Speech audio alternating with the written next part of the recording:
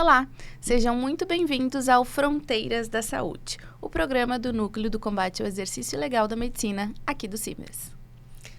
Olá, bem-vindos ao nosso podcast Fronteiras da Saúde e hoje nós temos um assunto bem atual, bem preocupante e principalmente bem visível nos últimos dias, falando em redes sociais. Nós temos como assunto aqui o uso indiscriminado da insulina, que é uma prática que pode colocar algumas vidas em risco, né? Uhum. Recentemente, Mônica, a gente viu um caso que chamou muita atenção, que é do fisiculturista, o Gabriel Ganley, que apenas com 22 anos, né, veio a falecer. E vários vídeos dele nas suas preparações mostravam que ele fazia uso indiscriminado de insulina, né? E daí isso que nos acende um alerta, né? Em relação à automedicação, em relação ao uso indiscriminado e principalmente em relação à influência de personalidades e autoridades de mídias sociais. E para conversar sobre isso, para ajudar a entender melhor esse cenário, a gente recebeu então aqui, com muito prazer, o médico endocrinologista, Dr. Luiz Henrique Santos Caranani, que é médico endocrinologista do Hospital de Clínicas e professor titular do Departamento de Clínica Médica ali da URGS. Muito obrigada pelo seu tempo, pela sua disponibilidade. Seja muito bem-vindo. Obrigado, Bruna. Obrigado, Mônica. Ouvintes, um prazer estar aqui falando sobre um assunto super, como tu colocaste, atual, né? E que nos preocupa, porque às vezes é um tipo de notícia leiga que assusta aquelas pessoas que precisam usar insulina, que é um remédio muito importante e muito interessante. Tem outro lado, né? Tem o quem usa pela modinha, mas quem tem necessidade de uso e tem achando que tem algum risco pelo que está usando. E que bom que tem risco, não. Que bom que tem com quem esclarecer esse risco e ter toda essa parte de segurança da sua saúde, né? Doutor, vamos começar. Qual é o papel da insulina e a função dela no organismo? A insulina é um hormônio, ele também é usado na forma de medicamento, que a gente vai comentar, mas ele é um hormônio produzido pelo corpo. Ele tem uma série de funções, a mais comum, a mais conhecida é fazer a glicose que está circulando no sangue entrar para dentro da célula. Quando não tem insulina ou essa insulina não funciona adequadamente, essa glicose não entra e ele acumula no sangue, que é o que causa a hiperglicemia, que causa o aumento da glicose, do açúcar no sangue, que caracteriza o diabetes, o pré-diabetes. Esse provavelmente é o que a gente entende mais, o que a gente controla, mas existem outros fatores, existem outros mecanismos, outros efeitos da insulina que ela vai, por exemplo, inibir a degradação de proteína, ela vai inibir a degradação de certos elementos do corpo e vai estimular a formação de proteína, a formação de gordura, que muitas vezes a gente acaba não olhando no dia a dia, mas correm junto com a ação da insulina. São extremamente importantes para o organismo. O indivíduo que tem uma baixa produção de insulina, uma insulina muito baixa, ele emagrece muito, ele perde muita massa muscular, ele precisa da insulina para sobreviver. Perfeito. Então, em que situações que o uso da insulina ele é indicado de forma segura e é necessário? Todo paciente que tem o diabetes do tipo 1, que é aquele diabetes da criança, do adolescente, do indivíduo que não é obeso, que é magro, ele vai precisar usar insulina para sobreviver. E aí nós temos dois tipos de insulina de uma forma muito simplificada, uma insulina que é aquela que nós todos estamos produzindo o tempo todo, que a gente chama de insulina basal, e insulina que a gente produz quando come, que a gente dá na hora do café da manhã, no almoço, na janta. Muitas vezes o indivíduo tem que fazer várias aplicações junto da comida, exatamente porque ele não está produzindo a insulina necessária. Existe um outro tipo, provavelmente o mais comum, diabetes tipo 2, que é mais do adulto, mais da pessoa com sobrepeso, obesidade, que ele não é necessariamente obrigado a usar insulina, mas em alguns casos é o tratamento que vai otimizar o tratamento, vai otimizar o controle do paciente.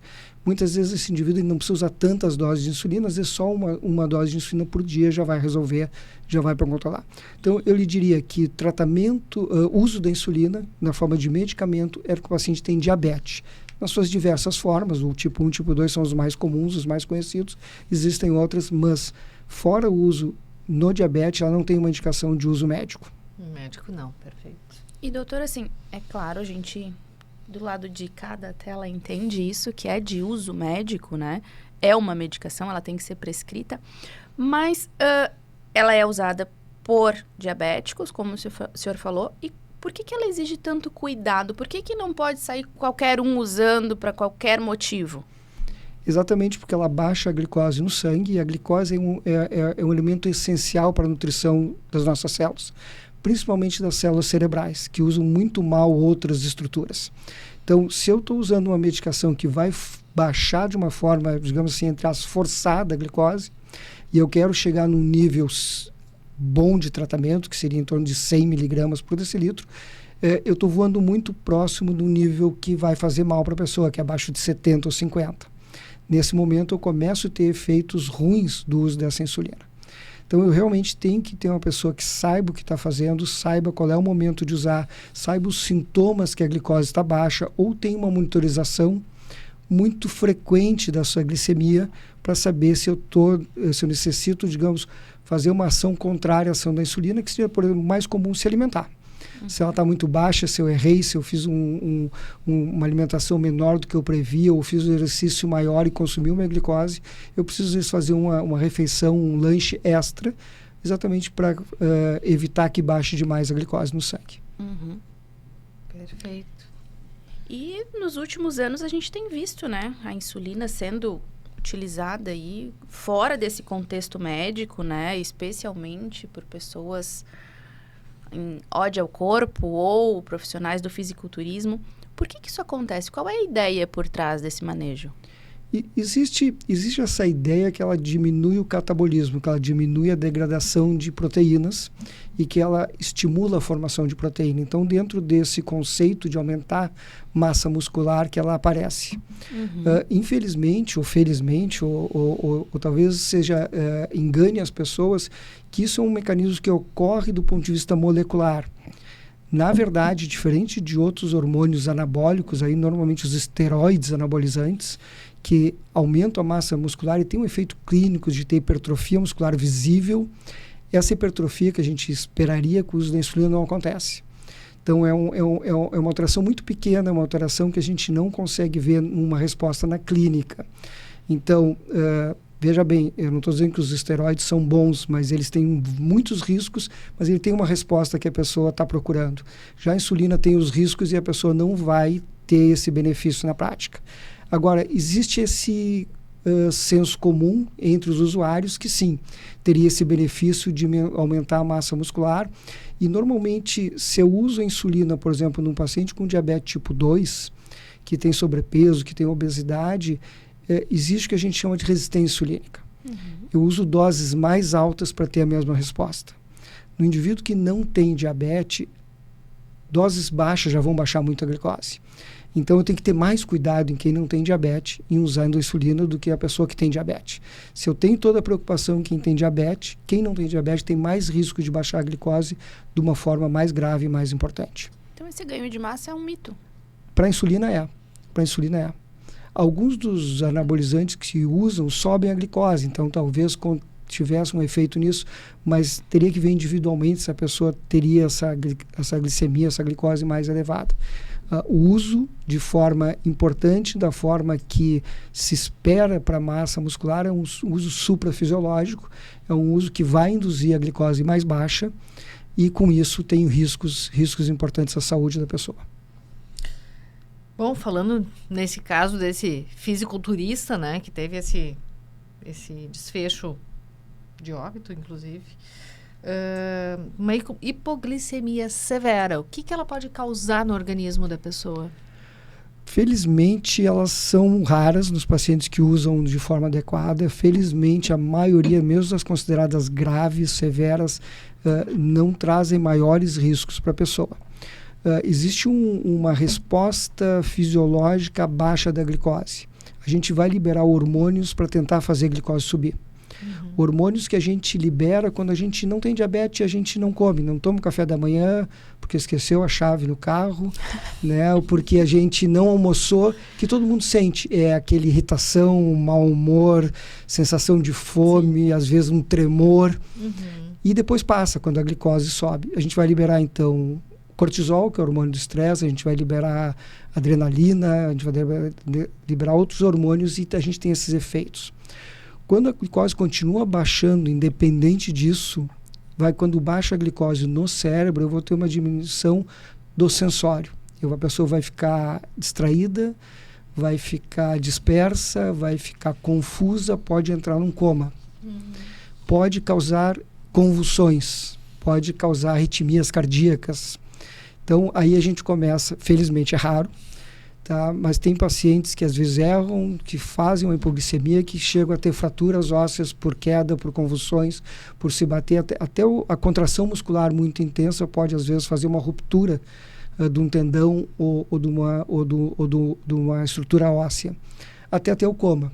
Se essa pessoa tem alguma outra doença, um paciente que tem uma doença cardíaca, que tem uma cardiopatia isquêmica, que tem uma arritmia, muitas vezes usuários dessas medicações para aumentar a muscular têm alterações no coração que propiciam arritmias, tem um aumento da massa cardíaca. Isso pode ser um contribuinte, um fator desencadeante, um gatilho para te ter uma arritmia e inclusive levar ao óbito.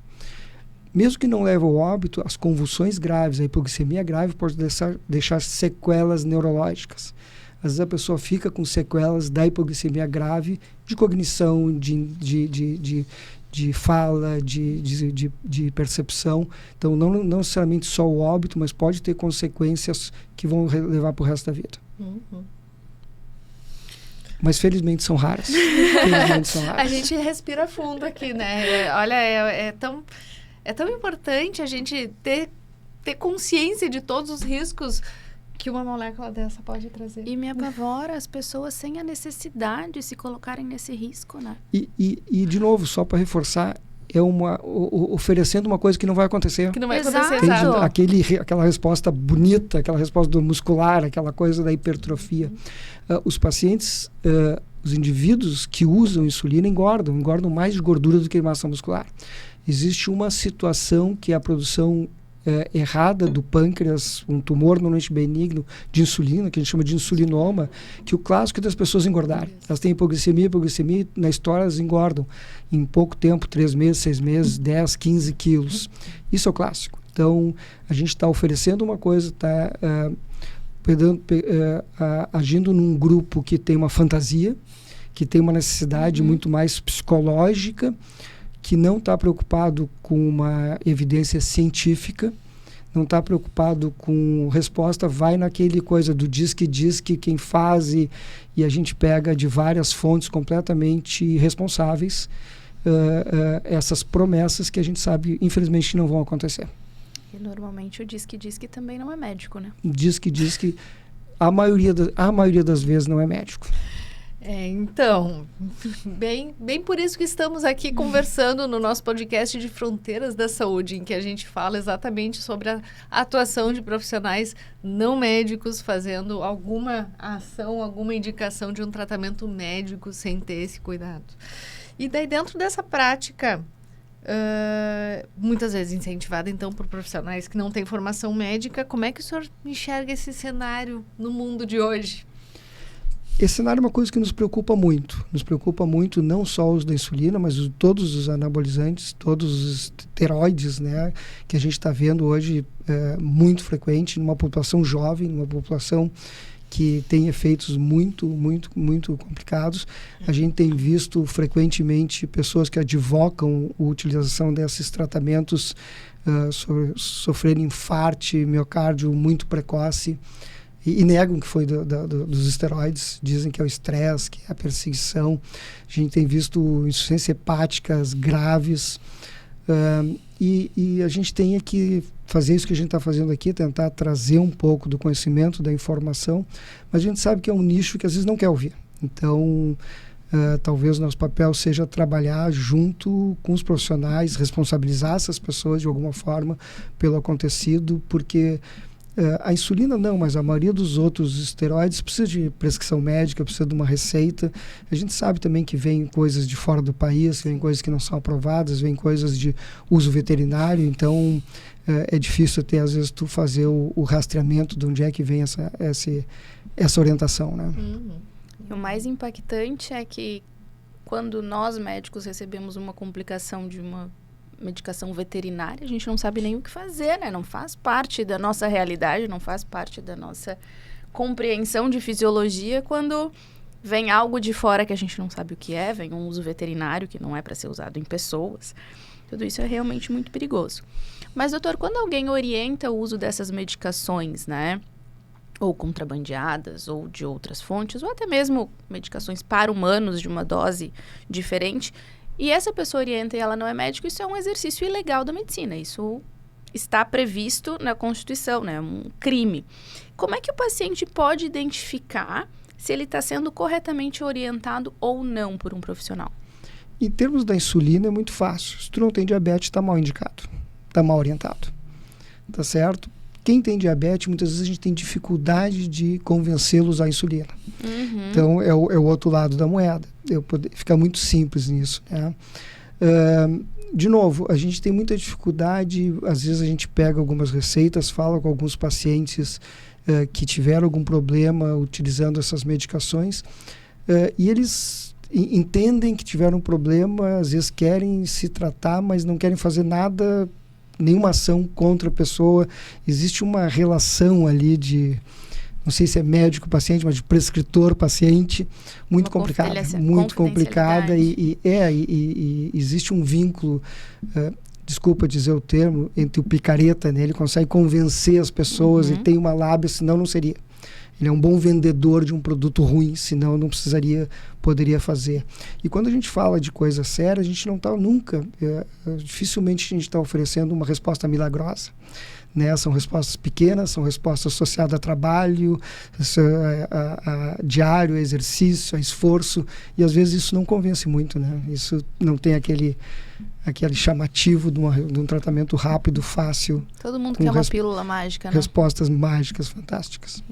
O senhor observa bastante isso no seu dia a dia, de pacientes chegarem com alguma orientação de algum guru, de algum influenciador, alguma coisa desse tipo? É muito comum o paciente fazer uma meia consulta. Ele vai lá para saber quais são os riscos, porque ele não sei se ele está pensando usar, sabe? Às vezes não assume que já está usando, ou é um amigo que usou, ele queria saber alguma coisa. Tu vê que existe uma coisa dúbia, assim, do indivíduo, vou, não vou. Existe a necessidade de querer usar esses tratamentos gerais sob uma supervisão médica. Não existe essa garantia, não existe como, a gente não sabe aquele indivíduo que vai ter a complicação. A pessoa quer uma tranquilizar e é muito difícil isso.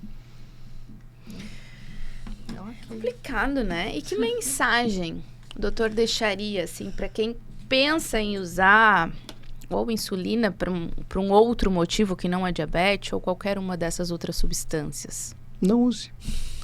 Simples assim, né?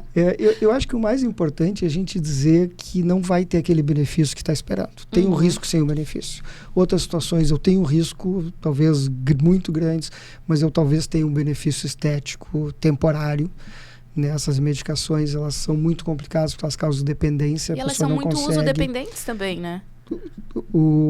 Sim, quando para, tu perde todo aquele benefício. Todos esses esteroides, eles são medicações que melhoram muito a performance, melhoram muito o humor. As pessoas, quando param, elas passam um período de abstinência, porque o organismo não está produzindo seus hormônios naturais por um tempo até recuperar. E aí, o contrário, a pessoa passa por uma situação muito difícil de...